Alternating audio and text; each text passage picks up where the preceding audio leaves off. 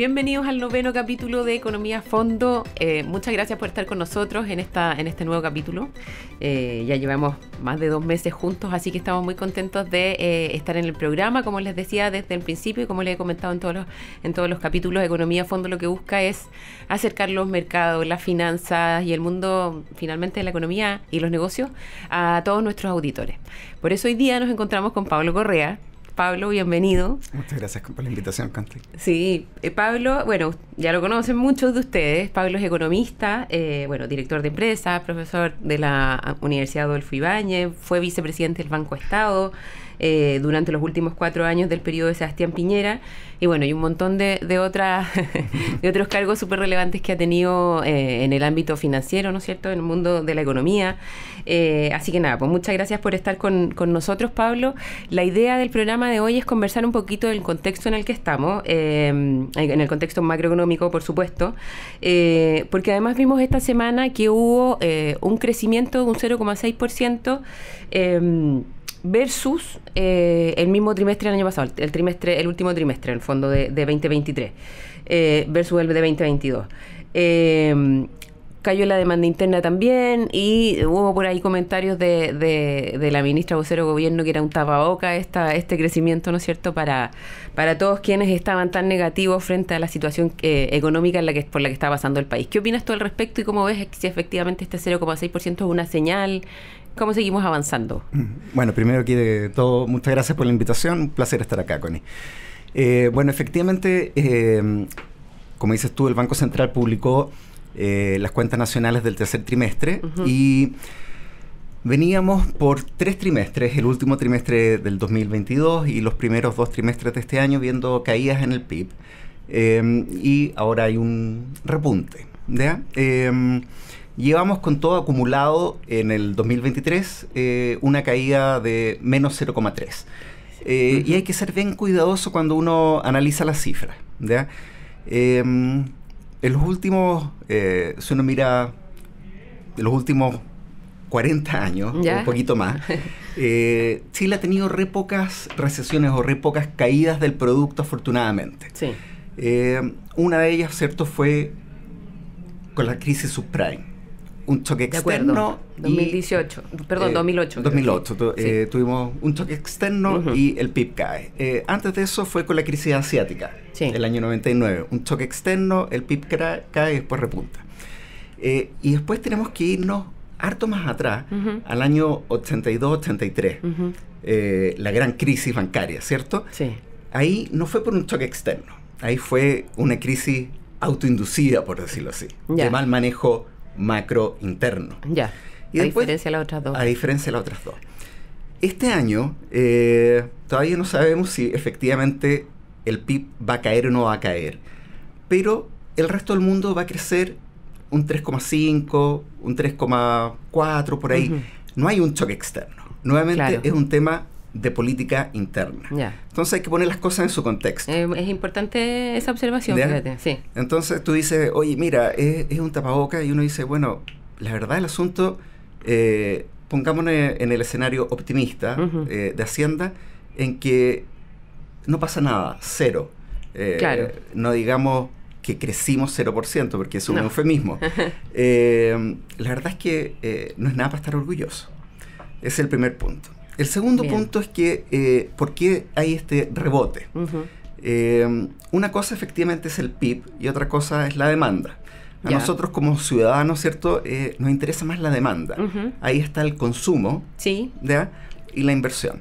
Dentro del PIB hay otros componentes, como por ejemplo la minería, ¿ya? Claro, que eso sube mucho o baja mucho el promedio. Y que depende básicamente de las toneladas métricas de cobre que se produzcan y se dan por el lado de las exportaciones, y hubo un repunte, lo cual es muy bueno. Eso nos afecta como nuestro ingreso como país, ¿ya? Pero nosotros como ciudadanos, la verdad es que no lo vemos. Y lo otro que pasó es que llovió mucho. Sí, efectivamente. Y todos lo vimos, que llovió harto y llovió con poco frío, ¿cierto? Sí. Y con eso, esto te puede sonar súper como raro, pero se llenaron los embalses, lo cual también es una muy buena noticia. Claro, ¿cierto? Sí, efectivamente. Y tú dices, bueno, ¿qué tiene que ver todo esto con las cuentas nacionales del Banco Central? Es que aumentó la generación hidroeléctrica. Claro. Y cuando tú mides el valor agregado de la generación hidroeléctrica, es puro valor agregado porque el insumo es agua. Claro, entonces... Y el agua es gratis, por lo tanto el valor agregado aumenta mucho, versus el año pasado, donde tú tuviste que quemar gas. Claro, porque estábamos en una sequía. En una sequía. Claro. Entonces eso contribuyó a que aumentase respecto del año pasado. Yeah. Pero cuando tú miras qué está pasando con el consumo de las familias, sigue cayendo. Yeah. Y lo más preocupante es que sigue cayendo, y no solamente el consumo de bienes durables. La gente ya dejó de comprar autos, comprar televisores, etcétera, sino también los bienes habituales. Empezó a caer la demanda de vestuario, de transporte, de alimentos, etcétera. Alimentos, claro. ¿Y por qué? Porque hay una variable que no se publica, que no sale en los diarios. ¿Ya? ¿Cuál es? Que es el ingreso nacional disponible. Ya. ¿Qué significa el ingreso nacional disponible? En pocas palabras, ¿cierto? Sí. Parte del producto se lo vendemos a los chinos, los canadienses o quien sea. ¿Ya? Y esa plata, por ejemplo, la plata de la venta del cobre, ¿ya? O las minas del cobre, no son de chilenos. Claro, pues la mayoría de los propietarios son empresas extranjeras. Exacto. Claro. Entonces, el cobre se contabiliza dentro del producto, ¿ya? Pero el ingreso del cobre, solamente una parte es de chilenos. Efectivamente. La parte que, por ejemplo, se queda al gobierno. Claro.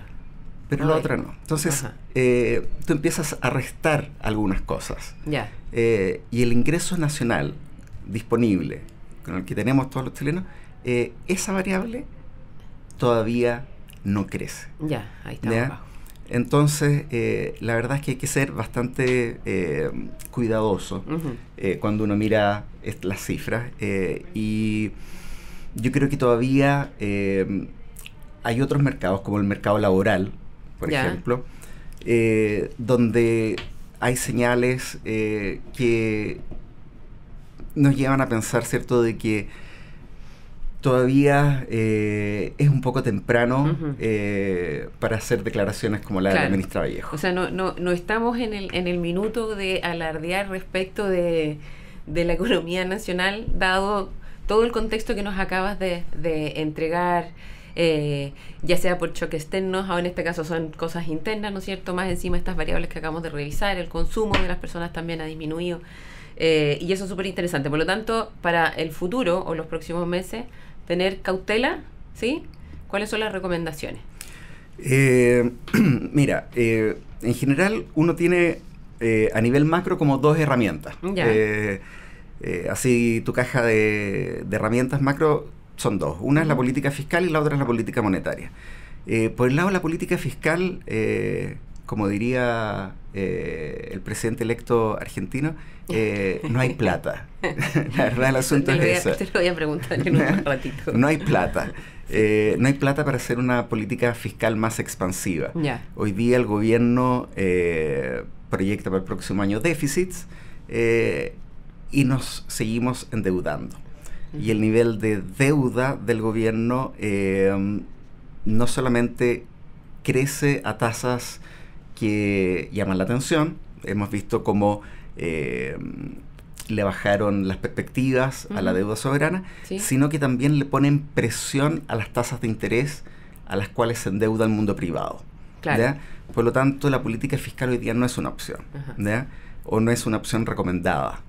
Y la otra herramienta que uno tiene es la política monetaria.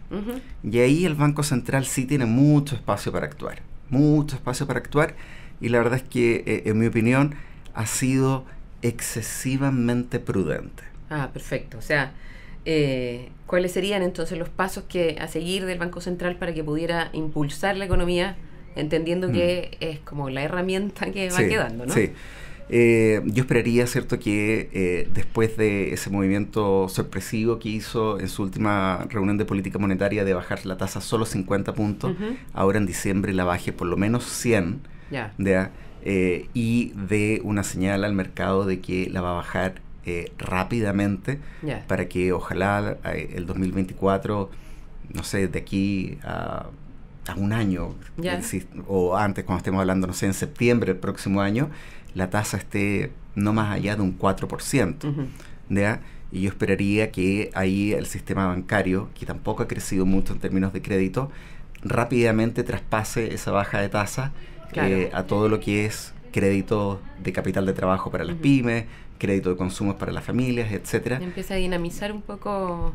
y empieza a dinamizar la economía. Sí. Pero para eso, el primero que tiene que mover, y tiene que moverse sobre todo en forma rápida, tiene que comunicarlo muy bien, etcétera, es el Banco Central, que, como te digo, yo creo que ha pecado de excesiva prudencia, se ha asustado cuando el tipo de cambio ha aumentado, ha subido un poco, pero ya está atrasado. ¿Tú crees que en esa prudencia y en ese temor habrá influido un poco el contexto internacional, el tema de la sorpresiva, en el fondo, guerra o entre Hamas e Israel, más bien, o la situación, el conflicto en Gaza? Lo que pasa es que... ¿O no necesariamente? Es bien curioso, porque cuando tú tienes o enfrentas un escenario internacional más débil, justamente lo que tú necesitas es meterle oxígeno a tu economía. Perfecto, al revés. Es al revés, exacto. No ser tan prudente. No ser tan prudente, es ser un poquito más audaz. Entonces, como te digo, yo creo que acá necesitan un cambio de conducta importante. Ya, más potente.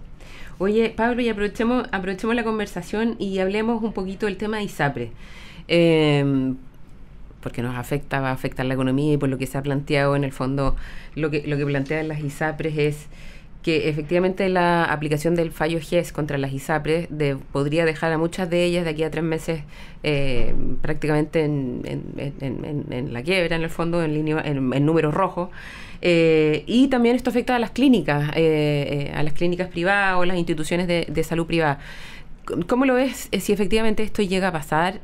¿Cómo va a afectar la economía? Porque una cosa es que, claro, sean las ISAPRES, pero es como una bomba de racimo finalmente, ¿no es cierto? Sí. Mira, la noticia que tuvimos por parte de la Corte Suprema esta semana también es bien difícil de entender, porque si uno como empieza a unir puntos, ¿cierto? Hace como un año atrás la Corte Suprema partió legislando. ¿Ya? Cosa acá, que no es su rol, digamos. Exacto. Si uno quiere hacer como la historia bien larga, y esto incluso uno lo puede vincular con el tema constitucional. El año 2010, ¿ya? El año 2010, imagínate, el Tribunal Constitucional de la época mandató al Congreso a hacer una reforma de salud. ¿Ya? Imagínate. 14 años atrás. 14 años atrás, casi. Y todavía no se hace. ¿Ya? Como nunca pasó nada, ¿cierto? La gente empezó a llevar reclamaciones a los tribunales. Se acumulan y al final llegan grupos de grandes a la Corte Suprema, y la Corte Suprema legisla respecto de la tabla de factores. ¿Y por qué te digo que legisla? Porque una cosa es que tú resuelvas sobre un caso particular, ¿ya? Oye, Constanza Telles versus ISAPRES tanto. Claro. ¿Ya? Y otra cosa muy distinta, que incluso para muchos abogados dicen, oye, el Código Civil es claro en decir de que eso no se puede hacer, pero esa es otra discusión. Claro. Dice, mira, dada la reclamación de Constanza Telles contra el ISAPRES, yo voy a dictar un fallo que se aplica a todo el mundo. Ya, perfecto. Es el origen al final del Por eso digo que legisla, porque lo aplica a todo el mundo, incluso a aquellos que no han alegado. Claro, sí. ¿Eh? Entonces, parte esto en noviembre del año pasado respecto a la tabla de factores. Dado que la cuantía era tan grande, la Superintendencia de Salud pide una prórroga de 6 meses y finalmente el Congreso dice, voy a legislar. Claro. En mayo dicen, estamos legislando, y pide otra prórroga. Y ahí surge la ley corta, que se está tramitando en forma rápida, etcétera. Sí. Y entre medio, ¿cierto?, sale el fallo GES, que se incluye en la ley corta. Ya, perfecto. Para resolverlo. Claro. Se meten como todos los temas pendientes en la ley corta. Y la superintendencia, entonces, le pide a la Corte Suprema, oiga, por favor, prorrógueme también por 6 meses el fallo GES porque está todo metido en la ley corta. Claro, entonces, están en eso en el fondo. Están en eso y lo vamos a solucionar todos juntos. Claro. ¿Eh? Y la Corte Suprema, en algo que sorprendió a todo el mundo, dice no. Yeah. Entonces dejó como a todo el mundo un poco sorprendido, porque es como, bueno, entonces ¿para qué seguimos legislando incluso? Claro, sí, que ya está... Sí, si usted me dice que no. Sí, sí. Entonces, como te digo, es bien incomprensible, ¿ya? ¿Qué es lo que genera esto? Genera de que las ISAPRES tienen que bajar sus precios ahora ya, Sí. y no pueden, por otra parte, ajustar nada por el lado de su ingreso. Por el lado de los ingresos, por el lado de la administración, solamente, están tratados de mano en el fondo. Entonces, solamente pueden bajar los precios, ¿cierto? Y con eso, efectivamente, hay algunas ISAPRES que la ecuación no les da. Y la pregunta es, como en cualquier negocio, si tú te das cuenta que eventualmente para siempre tus ingresos, claro, que están fijados, hoy día están fijados, son menores que tus costos, y vas a tener pérdidas para siempre. Bueno, tú puedes estar capitalizando y capitalizando y capitalizando, pero es un muy mal negocio. Claro, por supuesto. ¿Cierto? Exacto. Entonces mejor salir de ahí. Lo que hacía la ley corta, ¿cierto?, es que solucionaba un montón de fallas. Obligaba, ¿cierto?, a que los gastos de administración y comerciales de la ISAPRES no superaran cierto margen. Arreglaba algunas cosas respecto de qué se incluía y no se incluía en la prima GES, y permitía gradualmente ir ajustando los precios de tal manera de que la industria pudiese ser viable. Claro, tener un poco de respiro para poder reponerse. Exacto. Entonces, como te digo, esto deja bien una interrogante respecto de incluso cómo va a reaccionar la superintendencia, el Congreso, porque la verdad no tiene mucho sentido el cómo reaccionó la tercera sala de la Corte Suprema. ¿Y en términos económicos? Y en términos económicos, ¿qué implica, cierto? ¿Sí? Tú no puedes ver el sistema de salud por compartimiento, tienes que verlo entero, ¿ya? Entonces tú tienes, ¿cierto?, las ISAPRES como seguros privados, tienes al FONASA como seguro público, tienes a la red de prestadores del Servicio Nacional de Salud, y tienes a la red de prestadores privados. Todos sabemos que la red pública de prestadores no da abasto, ¿cierto? Y tenemos, hoy día escuchábamos, no sé si fue hoy día, pero bueno, en estos días, que las listas de espera superaban los 80.000 personas, que se estimaba de que, imagínate, 40.000 personas se estima van a morir el año 2023 por falta de atención. 40.000 personas, ¿no? Claro. Y nosotros nos espantábamos de cuánta gente murió, ¿cierto?, durante la pandemia por el tema de COVID. Claro. Y fue bastante menos, ¿ya? Pero ya normalizamos que 40.000 personas al año mueran simplemente porque no tienen atención. Exacto. O sea, a tiempo, digamos. A tiempo. Claro. Parte de la gente en FONASA se atiende en red privada, porque hay acuerdo. Y, por supuesto, atiende gente del mundo de las ISAPRES. Pero parte importante del flujo financiero del mundo prestador privado viene de la ISAPRES. Si las ISAPRES eventualmente quiebran, todos nos vamos a ir a FONASA. Así de fácil. ¿Cierto? Sí. Porque cotizar es obligatorio. Sí. ¿Ya? Todo ese 7% se va a ir a FONASA. Todos sabemos que FONASA funciona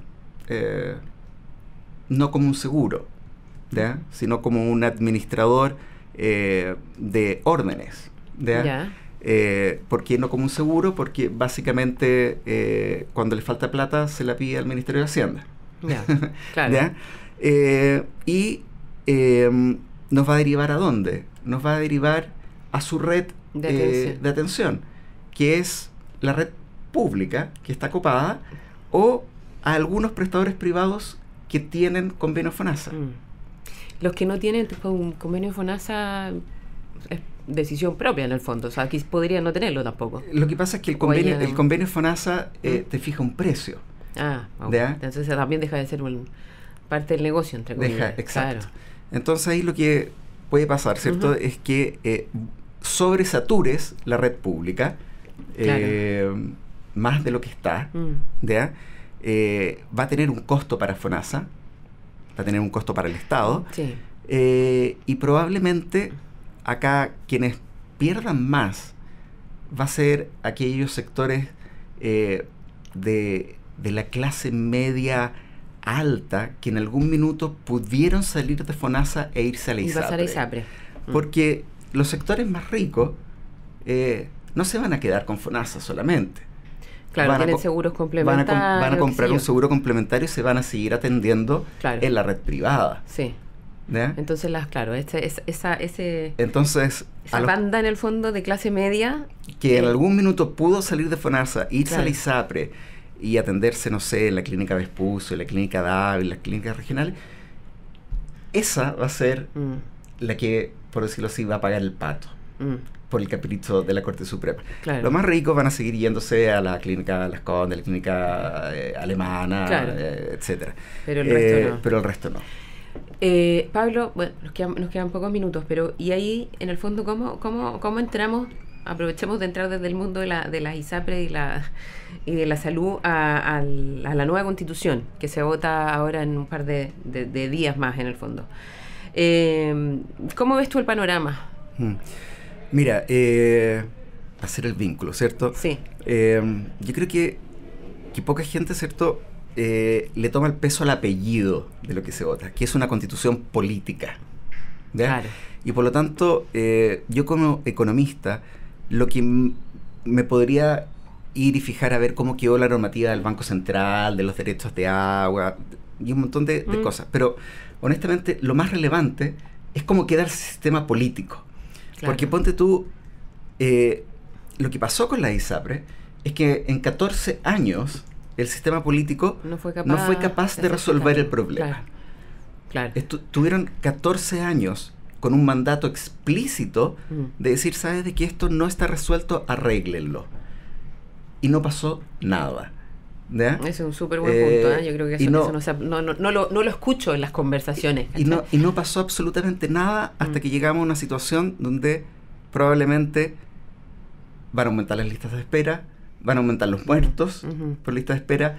Aquel segmento, como te digo, de esa clase media emergente que logró salir de la mala atención pública va a volver, etcétera. ¿Y la culpa quién la tuvo? Un sistema político mal diseñado. Claro, que no fue capaz de implementar y que no fue capaz de ponerse de acuerdo, dictar las leyes y resolverlas. Entonces, lo que se vota es una constitución política, y creo que lo más relevante es que tengamos por fin un sistema político que resuelva las cosas. Y en ese Porque sentido, si tú tienes un sistema político con buenos incentivos, de ahí en adelante todo es modificable, todo es perfectible. Y ahora sí te respondo como economista. Cuando el sistema político le quita el poder a quienes hoy día están dentro del sistema, aquellos que hoy día están dentro del sistema no tienen ningún incentivo para después hacerlo. Por lo tanto, la única forma de hacerlo es que tú les digas, perdón, pero cambiaron las reglas y ahora son estas y ustedes se van. Claro. Y eso es lo que se está votando en diciembre. Entonces, aquellos que te dicen, no te preocupes, si no tenemos otra constitución, nosotros lo vamos a arreglar desde adentro, no tienen ningún incentivo, porque se les acaba la pega. Claro, de todas maneras, entiendo.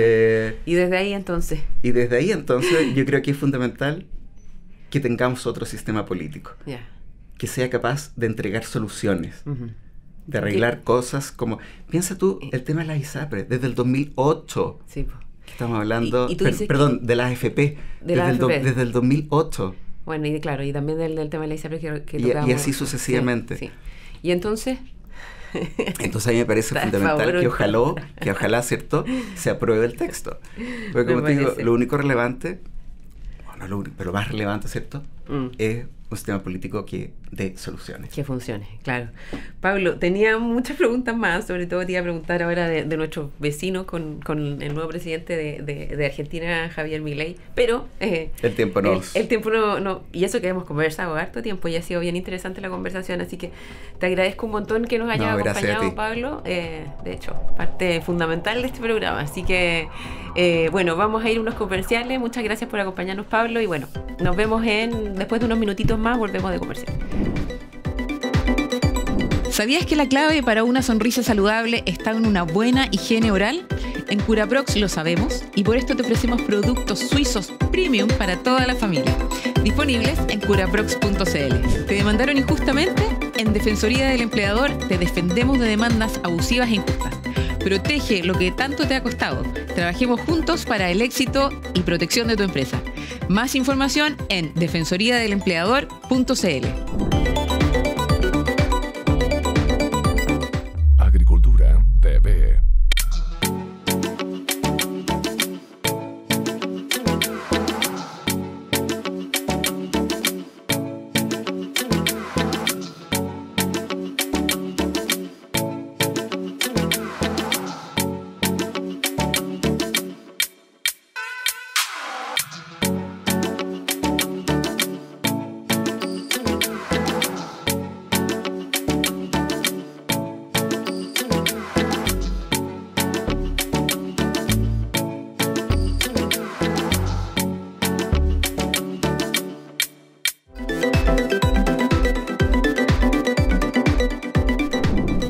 Regreso en el 9º capítulo de Economía a Fondo. Muchas gracias por estar con nosotros, por escucharnos y por vernos a través de Radio Agricultura y además de Agricultura Televisión. En este bloque del programa me encuentro con Jorge Welch. Jorge, bienvenido. Estoy muy contenta de que estés con nosotros. Lo perseguí mucho rato. Muchísimas gracias, Connie.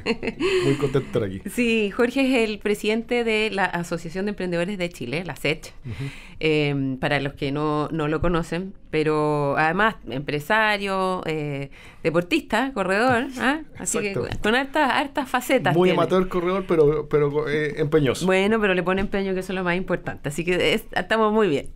Oye, Jorge, quería conversar contigo y bueno, nuevamente gracias por acompañarnos.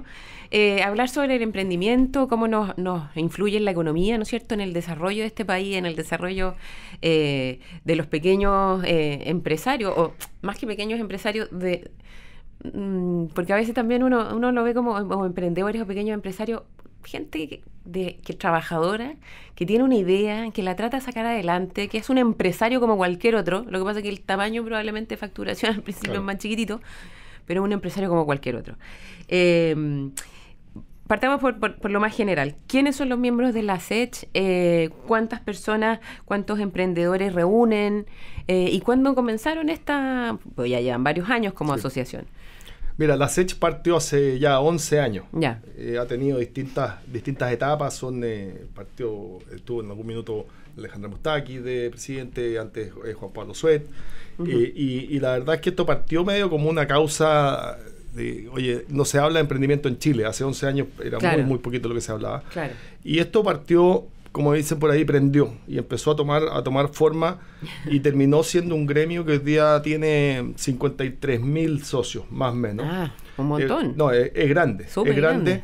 Y te diría que una de las gracias que tiene justamente es que no es un solo tipo de emprendedor, porque ahí hay desde gente que tiene su negocio, digamos, local, claro, hasta emprendedores de tecnología, hasta gente que no es emprendedora, pero quiere apoyar la causa del emprendimiento. Claro. Entonces, el tipo de socio es súper variado, lo que nos hace muy transversales a la hora de poder conversar temas que le impactan al ecosistema, porque nosotros no tenemos una sola industria que sea la que representamos. Bueno, ¿y cómo es ese ecosistema que me comentas? Es variado y sufrido. Es muy... Yo te diría que pasó algo en la humanidad que lo hizo muy complicado, que fue la pandemia. Claro. Y eso hizo que muchas empresas terminaran con problemas grandes, algunas desapareciendo, pero es un sistema que fíjate que pese a todas las dificultades que tiene, sigue habiendo gente que quiere seguir emprendiendo, más allá del que emprende porque perdió la pega. O sea, hay mucha gente que sale de sus pegas para poder desarrollar una idea, lo que decías tú, tengo una idea, estoy seguro que estoy resolviendo un problema importante, o sea, quiero seguir avanzando. Tengo las ganas de hacerlo. Tengo las ganas, creo que puedo mover la aguja en algunas cosas, o hago esto muy bien y creo que le puedo servir al resto, entonces... Sí. Por todos esos lados, el pupurrí que tenemos de socios y emprendedores, la verdad es que es bien variado. Y hay que tener harta resiliencia también, porque uno se cae, se levanta, se vuelve a caer de nuevo y así sucesivamente hasta que sale. Es que el que no se cae, yo digo, el que no se cae o es seco, o no ha tomado los suficientes riesgos para que su negocio crezca, pero la estadística siempre te dice que una parte importante de los emprendimientos va a fracasar. Entonces hay que tener claro de que uno tiene que tener la resiliencia suficiente para poder después pararse de vuelta y el apoyo del entorno. O sea, hay muchos temas después de política pública que uno tiene que estar apoyando de manera que esa persona que se cae pueda pararse y pueda volver a levantarse. Claro, bueno, y tomar también los errores es una cosa que no está dentro de un poco las preguntas que te había mandado, pero que habíamos conversado, pero también un poco entender que el error es bueno. O sea, yo creo que siempre se ha estigmatizado mucho a las personas que cometen errores o que tienen alguna caída, digamos, durante su emprendimiento, el desarrollo de ciertas ideas, y al final eso es lo que te ayuda a aprender y volver y seguir adelante y seguir poniéndole esfuerzo. No ver los errores como algo negativo, sino que como una oportunidad de crecer. Exacto, o sea, y ese es un tema que viene, es súper relevante, porque en otros lados, incluso cuando si tú conversas con gente que estaba metido ya más en temas en Silicon Valley y cosas, te dicen, oye, en la primera entrevista, cuando un inversionista le está haciendo el pitch y te dice, bueno, cuéntame cuáles han sido tus fracasos anteriores. No, yo no me he equivocado nunca. Bueno, entonces que no quiero que te equivoques con mi plata. Claro. Yo quiero que los fracasos te hayan enseñado y qué es lo que te ha enseñado cada fracaso. Porque cada fracaso uno no lo puede tomar como que es, o sea, evidentemente que a nadie le gusta. Pues no, por supuesto. Pero tienes que tener la capacidad de entender por qué te fue mal y qué podrías haber hecho distinto de manera que eso no lo repitas en el futuro. Jorge, y tu rol como líder actualmente de la SET, ¿cuáles son los principales objetivos que tienes en lo personal, ¿no? Que se transmiten, por supuesto, a la asociación, pero ¿cuáles son como tus 3 temas u objetivos más relevantes para seguir en este camino? Mira, yo creo que el tema el tema principal o el más macro es que seguir empujando para que la cancha esté pareja. Perfecto. Y pareja significa que alguien que quiera emprender pueda hacerlo independiente de dónde venga. Porque mucho emprendimiento de repente está ese sesgo que, oye, bueno, este tipo pudo emprender porque tenía la plata de la familia, qué sé yo. Claro. Entonces, que de alguna manera eso, y que eso permee hacia abajo. ¿Y qué significa eso? Que nosotros tenemos que estar también muy enfocados yo te diría en 2 frentes. Uno que es el frente interno, que es decir, oye, ¿cómo yo le doy más herramientas a mis socios? Yeah. Y ahí viene mucho temas de... Yo te diría que hoy día cuando hay un exceso de información, es como que no hubiese información, porque muchas veces la gente no sabe que existen programas de apoyo, que hay asesorías legales que uno puede obtener prácticamente de manera gratuita, sistemas de contabilidad. Entonces nosotros queremos ir aglutinando una oferta de valor que sea relevante para nuestros socios. Entonces eso en el plano interno, y eso implica hacer alianzas con empresas, convocar a distintas empresas que nos apoyen a entregarle herramientas a los emprendedores. Y por otro lado, en el frente más público, es justamente el poder participar en todas las discusiones de políticas públicas que nosotros veamos que le pueden afectar al emprendimiento y la iniciativa privada. Claro, y que eso ayude en el fondo a emparejar la cancha, como tú decías inicialmente. Claro, porque hay todos los temas de reformas tributarias, laborales, o sea, hay muchos temas que a veces uno lo ve de afuera y dice, bueno, esto los políticos lo van a arreglar, pero muchas veces uno tiene que estar conversando con ellos, planteándoles los puntos de vista de manera de que puedan entender cuáles son las consecuencias de una mala política pública. Claro. Y en ese sentido, por ejemplo, hablemos un poquito más de la ley de pago a 30 días, que igual tiene, pese a un avance en el fondo, para no mirarlo con el vaso medio vacío, quiero decir, sino que con el vaso medio lleno, tiene igual oportunidades de mejora porque hay partes del proceso que no están bien implementadas, por así decirlo. Sí, cuéntame un poquito sobre eso. Ahí tenemos para programadoras, pero que ese es uno de los temas que nosotros sí lo tomamos como dentro de esa bajada de temas de políticas públicas. Este es un temazo. Y un temazo porque hoy día con una economía apretada, la verdad es que el pago oportuno es muy, muy relevante para no solamente para las pymes, para todos, o sea, que se respeten las reglas del juego.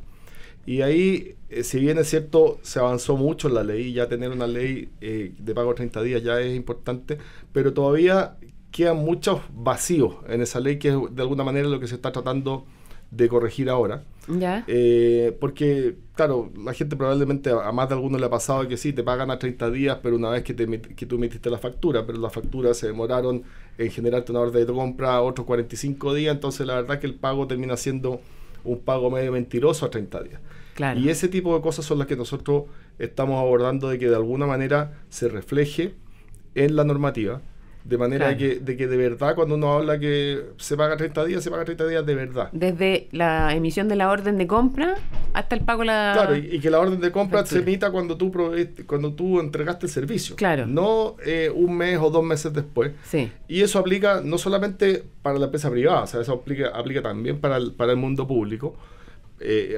Parte de la discusión ha sido permanentemente el tema de las municipalidades. Son muy malos pagadores, el mundo público muy mal pagador. Pero yo te diría que más que el mundo público, es ciertas áreas del mundo público, y particularmente son dos, el sector salud y las municipalidades.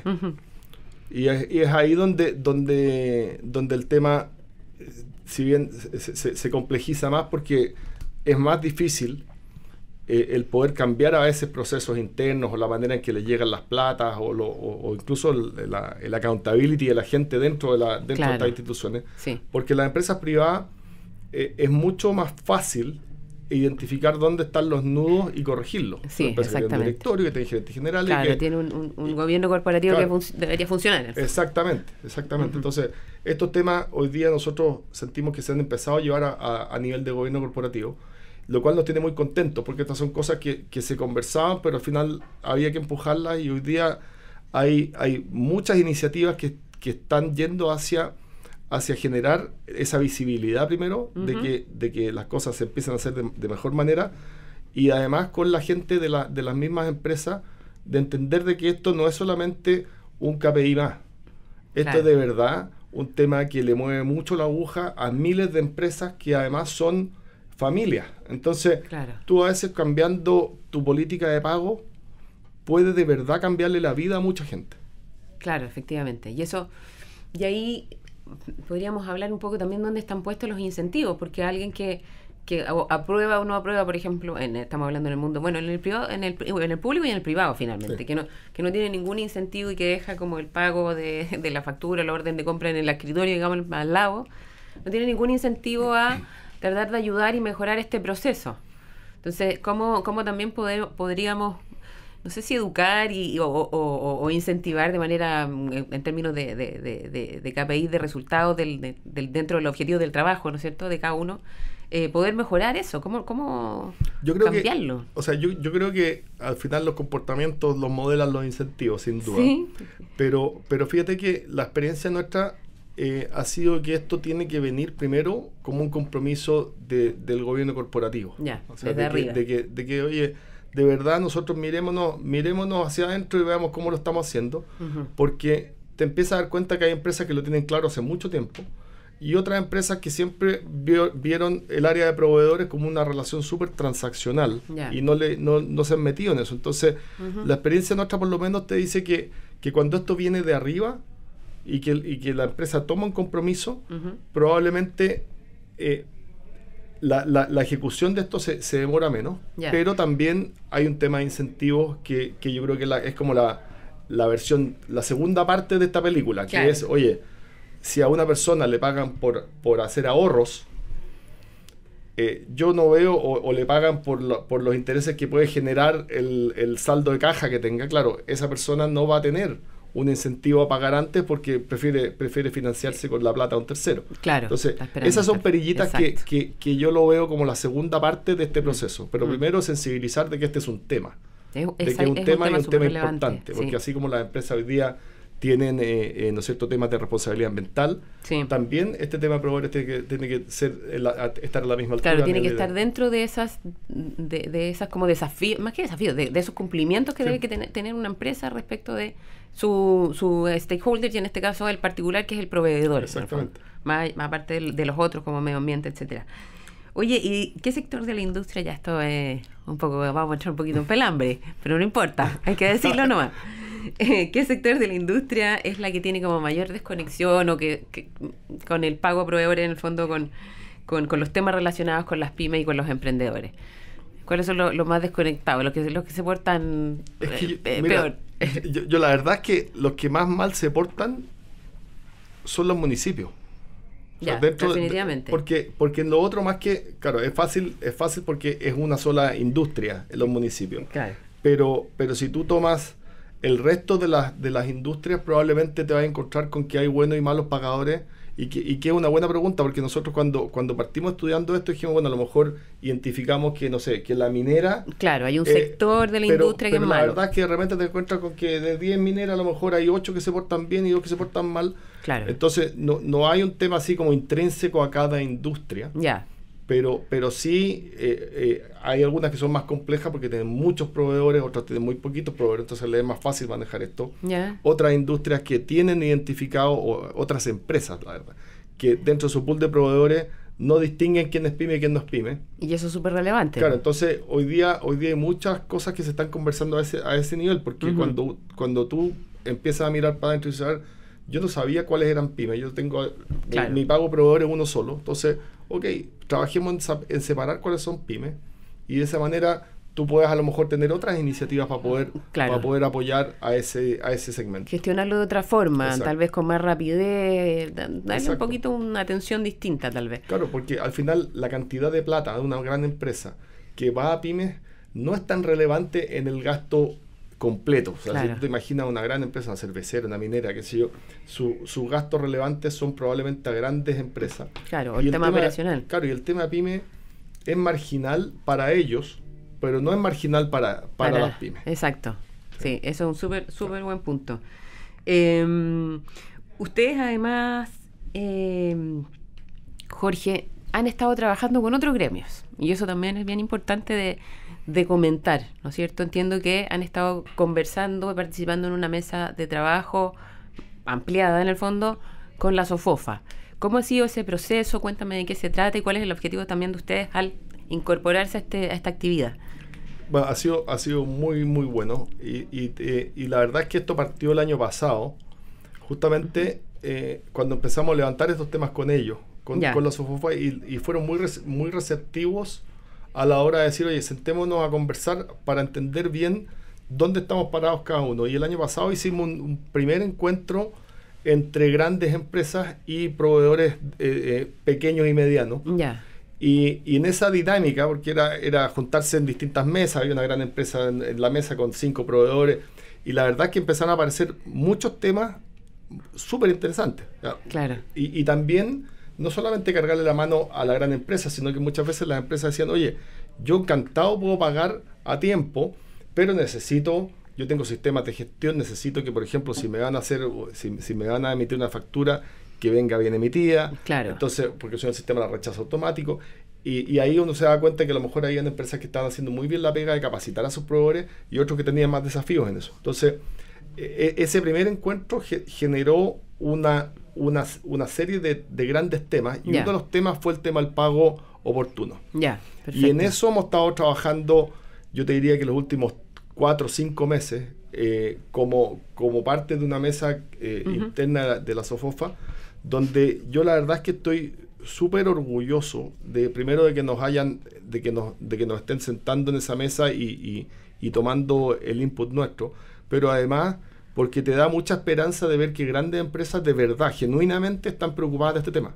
Claro. Y que no era, a lo mejor algunas tenían la preocupación, pero no al nivel que nosotros hemos podido levantársela, decirle, oye viejo, esto es importante, o sea, no es un KPI, esto tú mueves la aguja en muchos miles de personas, de empresas y de familias. Entonces, tómalo de verdad en serio. Y hemos tenido muy buena recepción. Y estamos avanzando, vamos a tener un par de temas bien entretenidos que comunicar de aquí a fin de año probablemente. Pero ya, sí, muy bien. Espero que que vengas a contarnos aquí, feliz, Economía a Fondo. Feliz. Aquí la primicia. Sí, claro, la exclusiva. La exclusiva. Muy bien, me parece. Jorge, y bueno, han hecho distintos encuentros también. Ahora estuvieron hace pocos días participando en el ETM también, sí, que es un súper bonito encuentro donde se juntan, ¿no es cierto? Emprende tu mente, significa ETM para los que no conocen esta actividad, que es como una gran feria finalmente, donde se juntan, comparten empresas, emprendedores, se capacitan, hay charlas. ¿Cómo vivieron esos días? Es como un Lollapalooza de emprendimiento. Y la verdad es que yo lo encuentro extraordinario y aprovecho a felicitar al Dani y a Caret por el empuje que tiene, porque esto tiene una historia de hace un montón de años que partió con un asado, donde se juntaba gente, y después cuando ya había mucha gente en el asado le dijeron, oye, ¿sabes qué? La señora le dijo, ándate a hacer esta junta a otro lado. Y al final terminó con el Parque Bicentenario. Pero fíjate que yo destaco dos cosas quizás. Una de que, bueno, primero organizar esto espectacular, pero lo otro es de que en 2 días tuviste, creo que eran 34 mil personas. Imagínate. Y un jueves a todo sol, porque hacía mucho calor, donde efectivamente, y donde es algo que el que va a esto, o sea, no es que te estén regalando comida, ni que te vaya a llevar unas libretas gratis, no, o sea, la gente que va es gente que de verdad tiene alguna inquietud vinculada al emprendimiento. Claro, interés, quiere aprender, quiere conocer, quiere generar lazos. Claro, o sea, al final el conectar, piensa que estuvimos 3 años con Zoom. O sea, entonces la gente todavía tiene esa necesidad de conectar físicamente y generar relaciones, porque los vínculos tú no los generas en Zoom, los generáis con conversaciones. De manera presencial. Y eso todavía hay una necesidad muy grande de conectarse, y yo creo que este evento lo que hace justamente eso, o sea, es de conectar de alguna manera estos pares improbables, como lo hace el 3x1, digamos, pero en el mundo del emprendimiento, y creo que hace una pega increíble, o sea, 30 y tantas mil personas en 2 días. Es un Lollapalooza. Es Lollapalooza del emprendimiento. Me encantó. Oye, bueno, como ahora estamos próximos, en los próximos días al tema de votar a favor o en contra de la nueva Constitución. Ese tema, y además viene reforma tributaria, todavía se conversa la reforma previsional. ¿Cómo crees tú que todos estos temas están afectando también el mundo del emprendimiento y las pymes? ¿O lo están beneficiando? No, es que al final, si te beneficia, es un beneficio corto. O sea, el que poder tomar un subsidio por aquí, por allá, pero la verdad es que si esto uno lo mira desde arriba, el tema constitucional, la verdad es que ya genera tanto ruido de incerteza que al final la gente dice, oye, yo estoy cansado de esto, o sea, yo necesito ya que este tema salga a la discusión, porque la verdad es que tener a todo el país pendiente de esto, hay una norma básica en economía, en negocio, digamos, tú mientras más incertidumbre, más castigas los proyectos, más pospones inversiones, entonces le hace mal a todos, ¿no? La empresa grande, la empresa mediana, la empresa chica. Y lo mismo es, y esto también, como tiene de alguna manera capturada la conversación, tampoco se puede ir avanzando tanto en las otras reformas que todavía están pendientes. O sea, el tema previsional, como decías tú, hoy día todavía ese tema está dando vuelta. La reforma tributaria, pacto fiscal, como queramos llamarla, todavía no termina de cuajar. Sí. Y eso también te genera incertidumbre. Entonces, por eso que a veces nunca va a ser perfecto, pero que sea algo. Por eso que nosotros de alguna manera estamos diciendo, oye, la gente está cansada con esto. Hicimos de hecho una encuesta hoy día, la comentábamos por ahí, entre nuestros socios, y la emoción más prevalente es cansancio. O sea, terminemos esta cuestión. Terminemos esta cosa una vez. Oye, yo ya, una parte importante de la gente tenía decidido su voto, de nuevo mayoritariamente apareció una opción a favor, pero la verdad es que más allá de la decisión que toma la gente es decir, oye, cortemos esta cuestión, pongámonos, que termine esto y pongámonos a trabajar. Y ya avancemos, Y claro, avancemos. claro, efectivamente. Y empezar también con el tema del acceso también a financiamiento, que el entorno macroeconómico esté tranquilo dentro del país, digamos, y también afuera, pero lo que podamos nosotros manejar más o menos.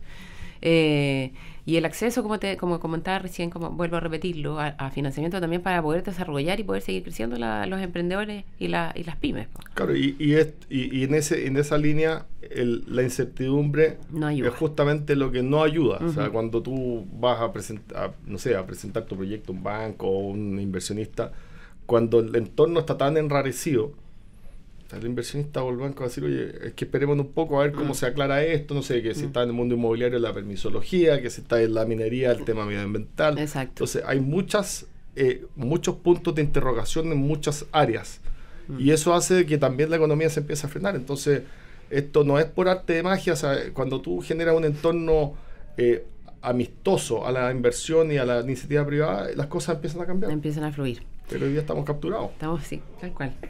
Jorge, bueno, estamos llegando al final de Economía a Fondo. Muchas gracias por acompañarnos. Espero que antes de fin de año entonces nos cuentes Sí, todas las novedades que tienen preparadas en la SECH y NAPO. También enviarles mucho apoyo y fuerza para seguir emprendiendo y seguir adelante y motivando a estos empresarios, aunque chiquititos, medianos o grandes, jugados por sus ideas y por lo que están haciendo. No, feliz, Connie, muchas gracias por invitarme, encantado de participar, porque como bien dijiste tú, son todos empresarios. Son todos empresarios, tal cual. Con más cero o menos cero en el balance, pero todos tienen problemas que los tienen que ir abordando. Unos con más recursos que otros, pero las ganas de avanzar están en todo. Sí. Bueno, y a todos nuestros auditores y también telespectadores a través de Agricultura TV y Radio Agricultura, los dejamos invitados para el próximo capítulo. Muchas gracias por estar nuevamente con nosotros en Economía a Fondo.